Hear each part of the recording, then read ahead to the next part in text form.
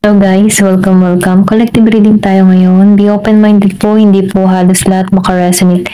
Kaya piliin nyo na lamang. And thank you nga po pala sa mga nag-subscribe, lalo na po sa mga bumabalik. Marami pong salamat. Start na ako. Kaninong energy to?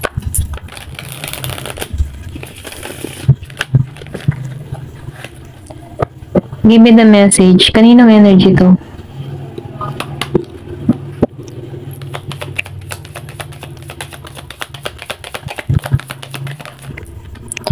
Meron ka ditong Two of Cups reverse.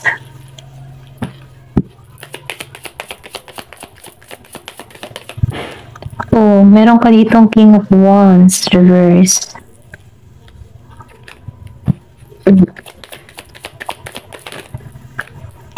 Ace of Pentacles upright. Seven of Pentacles upright. Then Five of Pentacles upright. Ay, reverse, sorry. Give me the message. Five of Wands reverse. Meron ditong Judgment and Nine of Wands. Okay.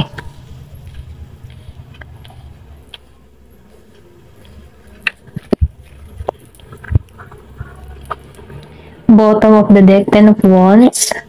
The Moon. Seven of Wands. Justice and Ace of Swords.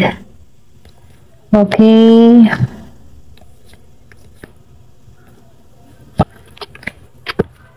Ayan. Nakikita ko dito, no? Meron dito na alam mo yung tipo na wala pang pagkikita kayo dito ng person nyo, wala pang pagtungo sa'yo dito, no? Or kung ikaw man ang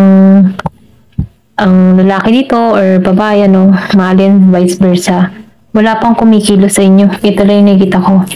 Kumbaga, dedmahan pa rin kayo dito. Pero ganun pa man, ano, nagkaroon man dito ng kabiguan sa pag-ibig dito sa Two of Cups kasi hindi nagkasundo. Wala pang pagkikitang nagaganap dito, okay? Wala pang selebrasyon.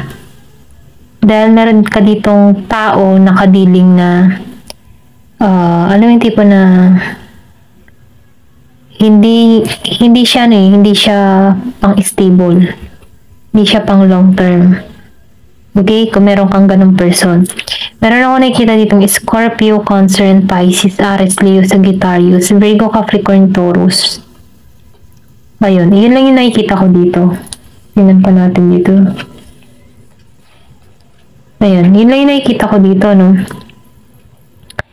So, itong tao mo, okay, pwedeng energy mo to, pwede rin sa person mo, kaya piliin nyo na lamang kasi energy yung babasahin natin dito. Dito kasi, sa dalawang cups, wala pang pagtatagpong nangyayari dito. Kasi meron ditong person na kadiling siya, na kung saan yung person niya dito, hindi pang long term. Kumbaga, itong tao niya, wala siyang assurance, wala siyang kasiguraduhan para dito. Kasi, iba yung hilig nito eh. Kumbaga, maybe, hindi to nagkakasundo, kaya dito ay hindi pa wala pang pagkikita. Okay, ito rin nakikita ko sa Two of Cups, Reverse and King of Wands. Nafe-feel ko dito, no, nawalan ka ng interest na dito or pwede rin sabihin, nawalan ka na ng amor para rito sa King of Wands kasi hindi mo nga makitaan to na stable eh.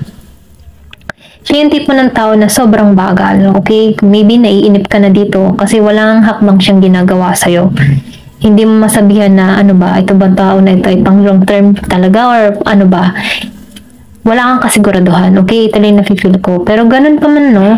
Dahil lumabas ang Ace of Pentacles, dahil meron ditong pangyayari na wala kang kasiguraduhan sa tao nito, nagtuon ka sa financial mo, nagtuon ka sa stability mo. Maybe, dito, hindi ka pa binibigyan ng alam mo yun, hindi ka pa siniswerte sa larangan ng pag-ibig. Pero ganun pa man, no? Kahit hindi ka siniswerte sa larangan dito ng pag-ibig, kasi meron ka ditong kadiling tao na wala kang assurance, nagtuon ka sa financial mo. binibless ka dito. Ito lang nakikita ko, mas lalo kang binibless sa financial mo. May mga nag-open na oportunidad sa'yo, or pwede rin sabihin na umaani ka ng tagumpay sa larangan ng iyong kabuhayan, okay? Kasi meron ka ditong ginagawa. Pwedeng na yung mga ginagawa mo ay nagkakaroon na ng magandang bunga, okay? Dito sa Seven of Pentacles and Ace of Pentacles. Kasi binilas ka ni God, or pwede rin sabihin, kahit hindi ka pa swerte dito sa love life, kasi wala pang pagkikita, wala pang magandang nangyayari sa love life mo, wala pang, kumaga, no? Pwede rin sabihin, hindi ka nakatuon dito sa pag-ibig, okay? Pero ganun pa man, may blessing na dumating sa'yo dito sa Ace of Pentacles and Seven of Pentacles. Nagkaroon ka dito ng bunga. Ayan. Kumbaga, pera yung dumating sa'yo, okay? Oportunidad, karera, magandang karera, kabuhayan mo, maayos, okay? Ito lang nakikita ko sa Ace of Pentacles and Seven of Pentacles. Mas sinuwerte ka. Hindi ka maswerte sa love life, mas swerte ka dito sa kaperahan, okay? Kumbaga, dito ka muna nagtutuon sa financial mo, pinag-aaralan mo, mas lalong lumago. Kasi nakikita ko dito yung pagbunga. Dahil before, naranasan mo kasi dito, pwede rin sabihin na yung connection mo dito before sa Two of Cups and King of Wands, magulo eh. Kumbaga, hindi balanse. Bulos talo, pwedeng nagkaroon kayo ng problema sa kaperahan, or pwedeng sabihin inalisan ka dahil sa pera, okay, dahil wala kang pera, or kung meron kang ganong sitwasyon, inalisan ka dahil naubusan ka ng pera, mga ganun ba? Ito yung nakikita ko sa Five of Pentacles and Five of Wands. Nagkaroon dito ng conflict, pero dahil lumabas siya ng naka-reverse, nalampasan mo to, okay? Kumbaga, andun ka na sa point na hindi mo na to hinahanap sa Five of Pentacles and Five of Wands. Nagiging kang maayos eh. Nagiging maganda yung yung kabuhayan mo.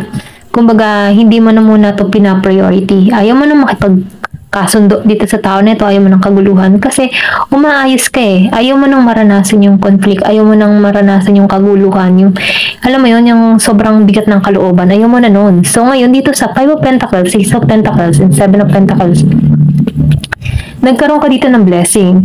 Then dito sa judgment, kumbaga, ginising ka dito sa connection na to. Pwede rin sabihin na, kaya kayo nagkalayo dito para mas unahin mo muna yung sarili mo, yung stability mo. Okay, dito sa judgment, kasi may paggising dito. Ginagabayan ka dito. Then, nakikita ko dito, sinusunod mo yung emotion mo, yung nararamdaman mo. Kumbaga, nagtuon ka dito sa pagbabago. Pwede rin sabihin nagbabago yung pananaw mo sa buhay na kung saan nare-receive mo tong blessing na to. Pwede rin sabihin mas pina-priority mo muna yung stability mo dito, okay? Then dito sa Nine of Wands, nafe-feel ko dito hindi ka naman grounded, or sabihin natin na hindi mo pa rin alam mo yung tipo na hindi ka naman sumusuko sa larangan ng pag-ibig. Umaasa ka pa rin dito na isang araw may darating sa'yo, okay? Dito sa Nine of Wands reverse. Hindi mo na sinasaraduhan yung puso mo. Ito lang nakikita ko. Kasi magaling kang mag-judge, okay? Kumbaga malawak yung pangunawa mo, maganda kang tumingin, or pwede rin sabihin, marunong kang umunawa or umintindi. Pero ganun pa man, dahil dito sa Two of Cups and King of Wands reverse, naunawa mo yung situation mo dito eh. Kasi mas, alam mo yung tipo na mas nakatuon ka sa pag-iisip kaysa sa puso mo, okay? Kumbaga, nagiging kang logic, or pwede rin sabihin, ikaw yung tipo ng tao na practical lamang na tao, okay? Dahil dito, sa Nine of Wands, pero hindi mo sinasarahan yung puso mo, open ka pa rin magmahal. Ito lang yung nakikita ko. Hindi mo sinasarahan. Then dito, sa Ten of Wands, the Moons, and the Seven of Wands, and Justice. Kumbaga, nakikita ko dito na malalim pa rin yung interest mo, na magkaroon ka ng magmamahal sa'yo, okay? Ito lang nakikita ko sa The Moon. Andun pa rin yung emotion mo, umaasa ka pa rin na meron.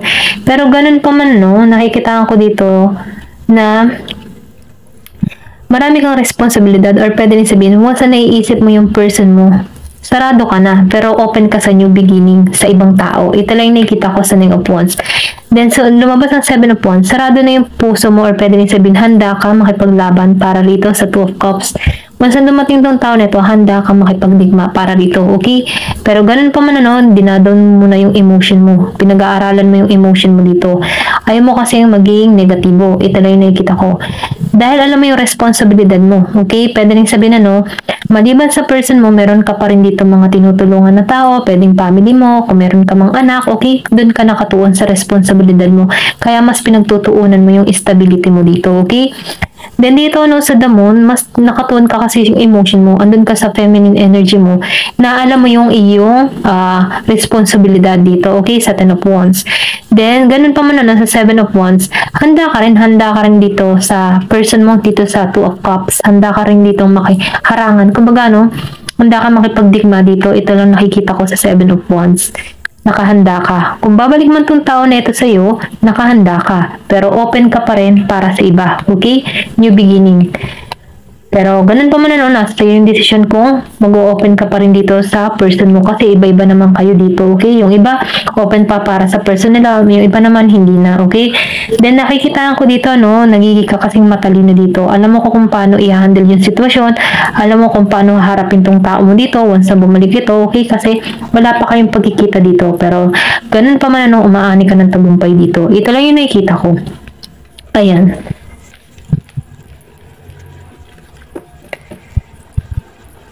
Tingnan natin kung ano pa yung mensahe sa'yo dito. Okay? Kasi, maganda yung lumalabas sa card mo, no? Umaani ka ng tagumpay. Hindi ka man pinapalad pa sa love life mo kasi wala pang paramdam yung person mo, pero swerte ka naman sa kaperahan. Give me more information. Ano pa yung mensahe sa'yo? Ayan, meron dito broken wishbone. So, nakita ko kasi dito na meron kang hindi natupad para, alam mo yung tipong meron kang kahilingan na hindi natupad. Pwede rin sabihin sa person mo, walang katuparan. Or hinihiling mo tong person mo, pero walang pagkilos pa rin. Okay? Ito lang nakikita ko. Give me more information. Kung meron man sa inyo na humihiling sa person nila, wala pa rin eh. Yan, meron ditong needle and thread. Pero ganun pa man meron ka dito, meron ka man ditong hindi natupad na kahilingan, pero meron ka pa rin matutupad na kahilingan dito. Kumbaga itong needle and thread, yung papasok ka muna sa butas ng karayom bago mo matupad tong kahilingan na to. Pero ganun pa man, kung sincere ka sa ginagawa mo, masasakatuparan mo yung iyong wish. Okay? Ito lang yung nakikita ko. Give me more information. Meron ka dito na way. So, secret admirer. Meron ka dito secret admirer. Ito yung nakikita ko. Kasi open ka sa new para sa ibang tao.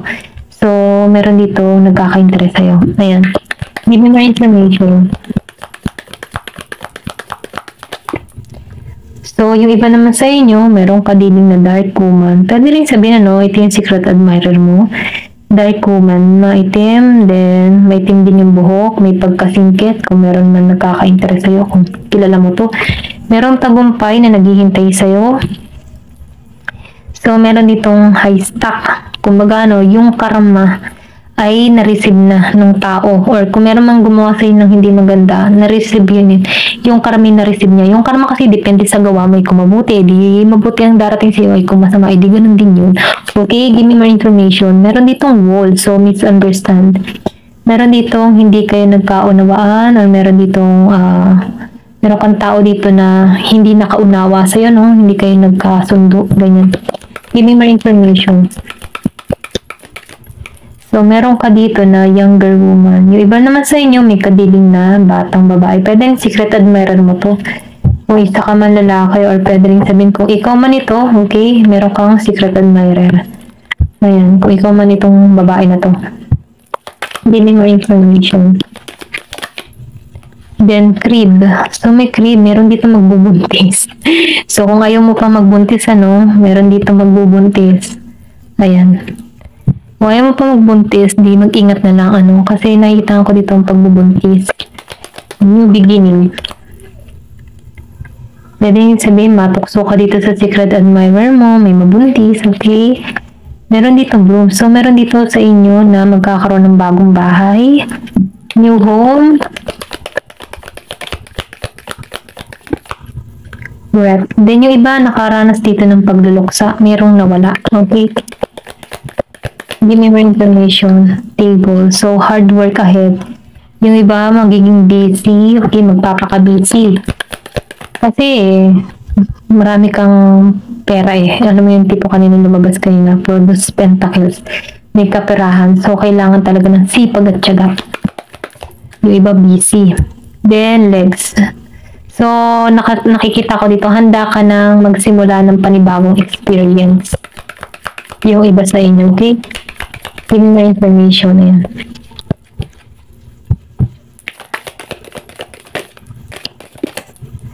Meron ditong dog. So, nakita ko dito, meron ditong Year of the Dog. So, meron ka ditong totoong kaibigan na pinoprotektahan ka. Okay? So, may mice din dito.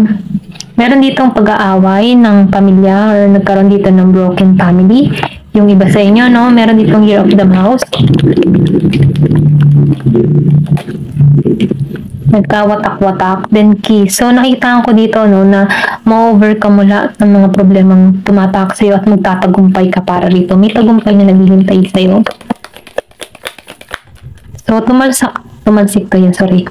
Happiness. Okay, meron ditong happiness na naghihintay sa'yo at tagumpay. Kung magano, malalampasan mo yung mga problema na tinatahak mo, maalisan mo yan. Then, tagumpay naghihintay sa'yo at kaligayahan. Okay? Yung iba sa inyo, tagumpay, tagumpay. Meron pang kasiyahan. Susi, okay? Meron nga lang dito naghiwa-hiwalay, okay? Meron din, yung iba sa inyo, may pagluloksa. Pero ganun pa man, meron ka ditong tao na pinoprotektahan ka or malapit sa puso mo, no? Kaibigan mo na malapit, totoong kaibigan siya. Ayan, Year of the Dog, meron din akong nakitang Year of the Mouse yan. Ayan, hanggang dito na lang po. Thank you for watching. Love and peace.